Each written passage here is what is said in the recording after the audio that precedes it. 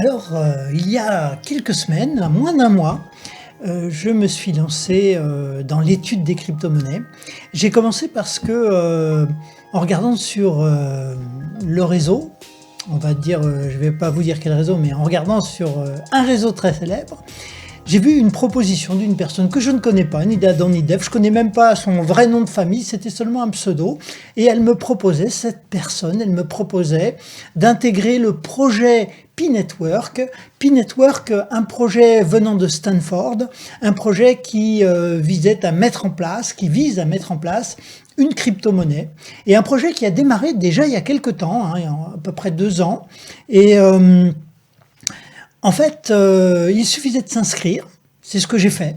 Il suffisait de indiquer son nom, il suffisait de donner bon, son numéro de téléphone. Ça devait quand même, il faut savoir que ça devait se passer sur le téléphone uniquement, on ne pouvait pas le faire sur le PC.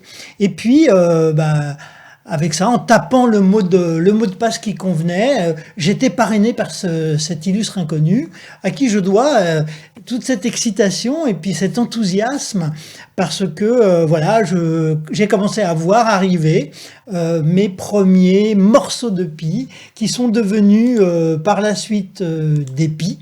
Et petit à petit, mon application, qui est aussi un portefeuille de crypto-monnaie, a commencé à grandir, à grandir. J'en ai eu de plus en plus. Alors, je peux vous dire que bon, je suis quelqu'un qui communique beaucoup, donc j'ai invité tous mes copains, j'ai appelé ma famille, j'ai invité un maximum de gens, enfin toutes les personnes qu'il était possible, qui étaient à ma portée. Et voilà comment ça a démarré les crypto-monnaies. Mais je ne me suis pas arrêté là. En fait, pourquoi j'ai tout de suite accroché avec les crypto-monnaies, avec cette future crypto-monnaie qu'est le Pi. Pourquoi? Bon, pas seulement parce que c'était gratuit, bon, c'est vrai que ça pèse fort, mais aussi parce que j'avais vu quelque chose de spécial se dérouler dans les précédentes semaines. Au mois de décembre, on a failli avoir un crash économique majeur sur la planète qui a été rattrapé, mais les industries ont vu ce qui se passait et ont soudain fait basculer leurs avoirs en dollars pour acheter du bitcoin, et le bitcoin a explosé. Une crypto-monnaie qui valait quand même peut-être 12 000 euros et qui soudain est passée à 20 000. Mais cette crypto-monnaie, comme je vous l'ai dit dans le premier épisode, il y a 10 ans, elle valait rien. Et quand il y a eu son évaluation, le prix d'un bitcoin, c'était en centimes à l'époque.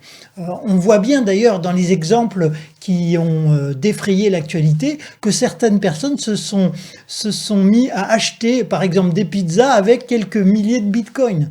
Quelques milliers de bitcoins. Si à l'époque nous avions su ce qui arriverait, peut-être certains d'entre nous auraient dépensé 1000 euros de bitcoin et aujourd'hui seraient détenteurs depuis le mois de janvier, parce qu'au mois de janvier le bitcoin a passé la barre des 42 000 dollars, seraient détenteurs de plusieurs centaines de millions de dollars, donc d'euros. Ouais, les crypto-monnaies, c'est de la vraie monnaie, ça peut se transformer en une autre crypto-monnaie, ça peut aussi se transformer, comme je le disais dans le premier épisode, en monnaie fiduciaire, en euros, en bitcoin. Les crypto-monnaies, ça a un cours, il y a un cours des crypto-monnaies, et eh bien, si on a envie, on peut effectivement acheter des crypto-monnaies. Vous voyez, ça c'est un extrait du cours d'aujourd'hui. Alors on voit dans cet extrait-là, on voit donc que le bitcoin était à 31 000 dollars à un moment donné dans la journée. Il y a des baisses, il y a des montées. On ne sait pas trop pour l'instant ce qui va advenir. On se doute que le bitcoin ne va pas en rester là. Non, le bitcoin n'ira pas à 2 dollars. C'est terminé. Il y a des barres et maintenant il va probablement, après des descentes et des remontées, des descentes et des remontées, prendre son envol et aller plus loin. Mais alors, qu'est-ce qui, à part le fait qu'il s'agisse aujourd'hui d'une monnaie refuge, d'une valeur refuge, on pourrait le dire, raison pour laquelle de grosses sociétés, de grosses boîtes, des gens multimillionnaires, multimilliardaires même, investissent dans le bitcoin, l'achètent, mais comment est-ce que cela fonctionne? Pourquoi est-ce qu'on en est arrivé là? Qu'est-ce qui se passe? Pourquoi les gens achètent des bitcoins plutôt que de garder leurs euros ou leurs dollars lorsqu'ils le peuvent, quand ils en ont beaucoup? Pourquoi tout ça? Qui c'est qui contrôle le bitcoin? Le bitcoin et les crypto-monnaies du type bitcoin, bien entendu. Eh bien, on va en parler pour pouvoir avoir une meilleure idée de ce que peut être le Pi. On va en parler tout de suite. Le bitcoin, il faut savoir, donc ça a été, je dirais, mis en place dans les années 2010, je crois que c'est en 2010 qu'il a été évalué, et en 2010, un illustre inconnu qui s'appelle Satoshi Nakamoto, et c'est un pseudonyme, on ne sait toujours pas qui c'est, a créé un système, une technologie qu'on appelle la blockchain, une technologie qui est totalement révolutionnaire.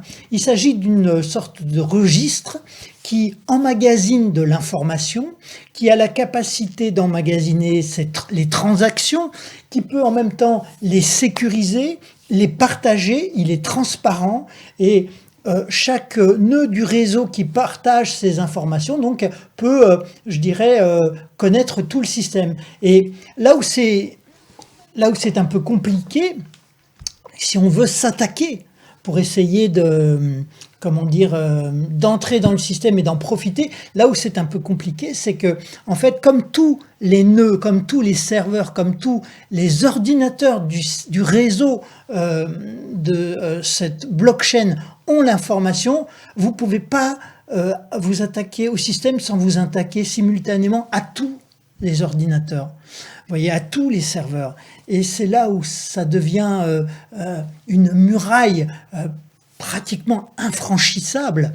Je dis pratiquement parce que l'avenir peut-être nous réservera des surprises, mais jusqu'à présent, nul sur Terre n'a la capacité d'être plus rapide que la moitié des ordinateurs sur Terre. En gros, c'est pour résumer un petit peu le degré de sécurité.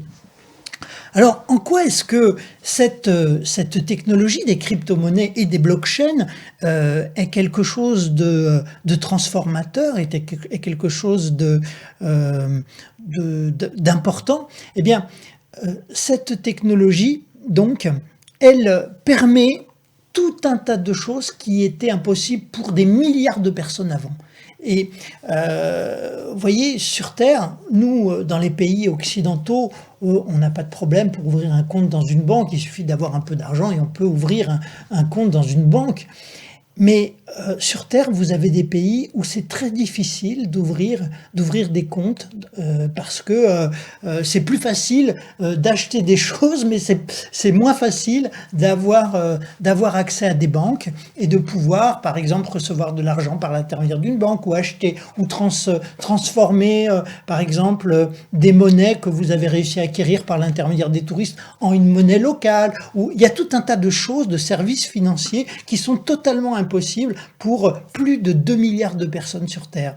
Et grâce, en fait, à cette crypto-monnaie, eh bien, on peut se passer de l'intermédiaire des banques. On n'a plus besoin des banques pour recevoir ou émettre de l'argent. Il suffit d'avoir de la technologie. Alors, vous me direz peut-être... comment ils font s'ils n'ont pas de banque et comment ils font pour la technologie? Parce que malheureusement, dans ces pays-là, malheureusement et heureusement, mais malheureusement, ils n'ont peut-être pas accès à ces services financiers, mais par contre, la technologie, eh bien, elle est accessible. C'est plus facile dans ces pays-là de s'acheter un téléphone portable que avec tout ce qu'il y a dans le téléphone qui vous permet d'avoir Internet, que d'arriver à ouvrir un compte en banque.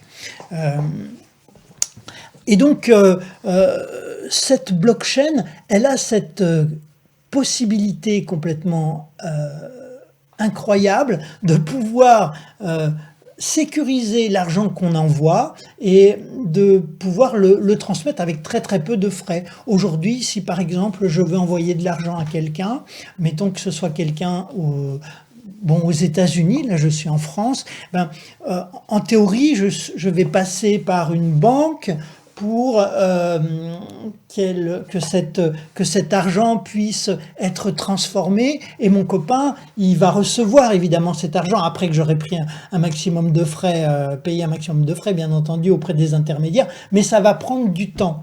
Alors que si c'est le cas d'une crypto-monnaie, c'est pratiquement immédiat, pratiquement sans frais. Il y a des frais, parce que il reste quand même des intermédiaires. C'est plus des banques, ce sont des plateformes qui vont vous permettre de convertir l'argent que vous envoyez dans la monnaie que vous voulez.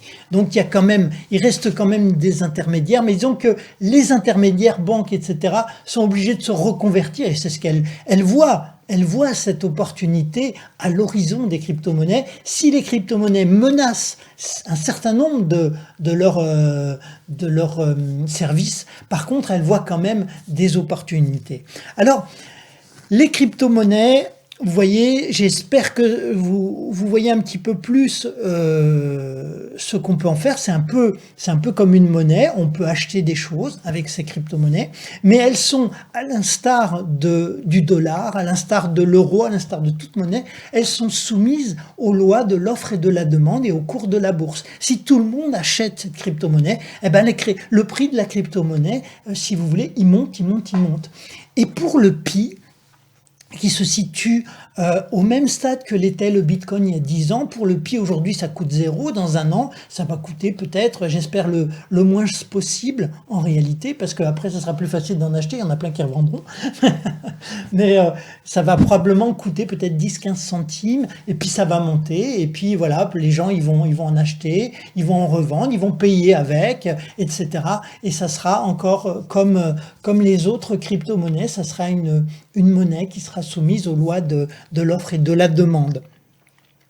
Voilà pour les crypto-monnaies. J'espère que vous comprenez l'intérêt de la blockchain derrière, qui est ce registre qui permet non seulement d'échanger des crypto-monnaies, mais qui ouvre aussi sur des possibilités qui pour l'instant sont en voie de développement, parce que la blockchain permet de conserver de l'information, et comme elle permet de conserver, de sécuriser de l'information, du coup elle permet de protéger beaucoup de valeurs, et puis elle permet bien entendu, comme elle permet aussi d'échanger de l'argent, elle permet bien entendu de faciliter beaucoup de transactions. Vous n'y pensez peut-être pas tout de suite, mais un jour vous pourriez trouver ça particulièrement intéressant et beaucoup moins cher que de passer par un intermédiaire pour vendre quelque chose ou acheter quelque chose. Ceci dit, je vous recommande donc d'acquérir le plus vite possible cette crypto-monnaie Pi que je vous ai présentée, puisqu'elle est gratuite. Vous ne risquez pas de perdre quoi que ce soit, à part peut-être un peu de temps, puisque tous les jours, il faudra que vous arriviez à miner simplement en appuyant sur un bouton, et pour indiquer que vous êtes toujours intéressé par Pi. Votre portefeuille va continuer d'accumuler les Pi, et un jour, qui sait, un jour. Dans le prochain épisode, nous allons voir exactement ce que nous devons faire pour faire fonctionner cette application, et nous allons passer en revue un petit peu tous les menus. À bientôt.